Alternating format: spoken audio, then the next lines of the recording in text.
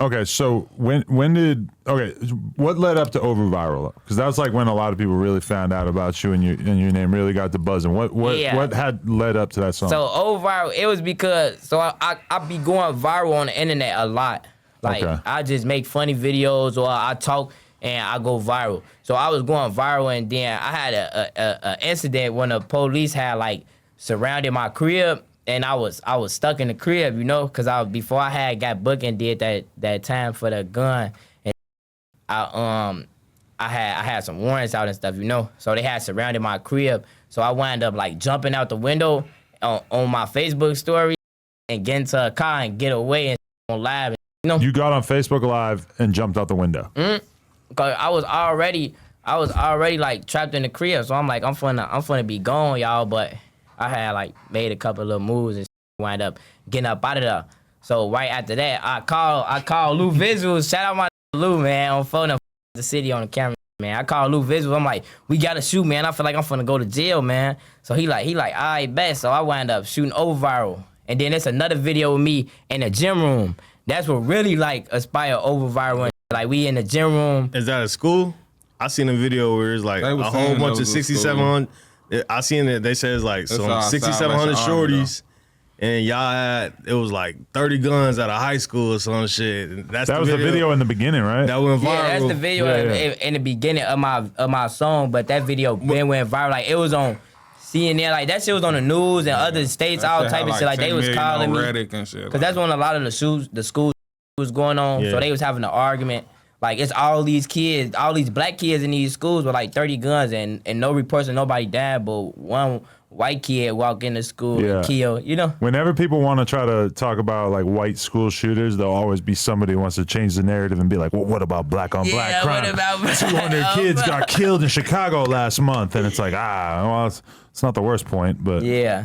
So, what you just gonna say? So, yeah, that video started blowing up and shit. So that it was on Reddit, World Star, everywhere and shit. So I had been made over viral though. Like I had been made over viral. It was just in the cut. Yeah. So I'm like, all this shit going on. That was called a whole nother song. Yeah. I'm like, nah, like I gotta change this shit to name over viral. Then I wind up dropping that bitch. Yeah, that bitch was Inglewood ours. And I had all the attention on me. You knew it was gonna be a hit? Yeah, hell yeah. How fast did it start picking up? Where you was like, oh shit. As soon as I dropped it did 150,000 in a day.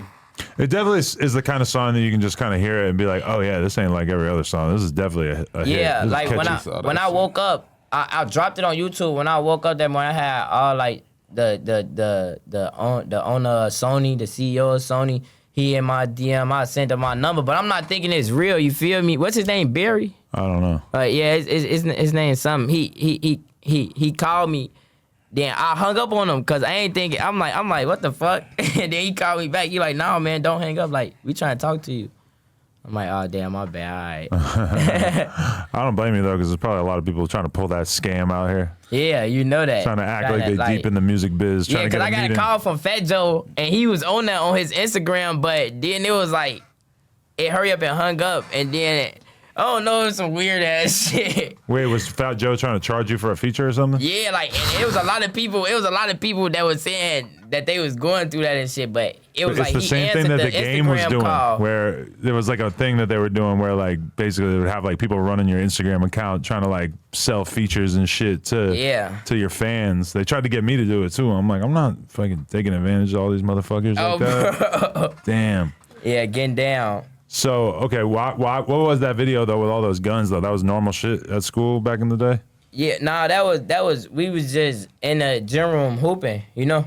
That's a normal day in Chicago. All these kids are really bringing guns to school like that? For a lot of people, you feel me? It's a Salvation Army, it ain't no school. Oh, okay. That's where we go. Yeah, it's like a rec center, you know? So this in the middle of the hood, and a lot of motherfuckers be on live up there hooping. Like, a lot of motherfuckers know that we've been going there since we was kids, so a lot of people be up there. A lot of people know we be up there. So that's like anywhere in Chicago, though, like everybody move with a gun in Chicago. I seen somewhere where they said that somebody died like the week before, so then everybody came up there with all those guns. Yeah, no, that's a lie. We not doing no damn. Oh my soul, we ain't doing no damn. That's just they gotta make it home. everybody got to make it home. Yeah. You feel me? So if they're like, why do you need them guns to hoop? It's not the guns to hoop. It's about traveling in the middle of the neighborhood up here and then leaving and going home. Anybody could watch you walk in here. Anybody could watch you leave out of here and kill you. So that just show you what people got to go through just to hoop in Chicago. So if you got to go through that just to play ball in Chicago, you got to make sure, because the hoopers thinking like that too. You got hoopers that come back from college and just walking down the street and just die. You know, you ain't ever seen stories like that? Like in Chicago, shit happen like that. A nigga that don't got nothing to do with that. So the hoopers, they be moving like that too, you know? So how often you in Chicago? You still live there or? Nah, I live in the A, but I be in and I be in Chicago a lot, you know? That's the Chicago glow up plan. You start to get any kind of attention, boom, Atlanta. So many rappers pull that move. I've been down there because but I just be so like, my mistakes, how I be going to jail and shit, just like, I gotta be in Chicago because you feel like you missing something when you away from home, you know?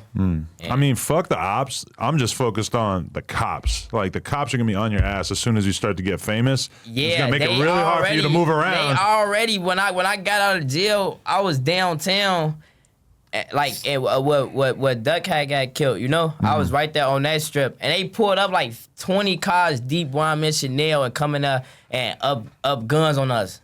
The cops did. Yeah. Why? This as soon as I got out of jail. Like, when I was out of jail, a day. We downtown. I'm downtown. I'm on my phone and shit. I'm posting on my story and shit. You know, they come up there like 20 deep. They don't move. In the dressing room type shit. Like we sitting down on the couch. We just turned around. It's 20 cops. They don't move. Put y'all. We one of y'all got a gun. You think they're just super on alert after the Duck shit because they don't want to have to deal with more murders in a high-profile area? But three black people walking, going into a store, going from multiple stores with shopping bags. I don't know what's to be on the alert for, you know? Yeah.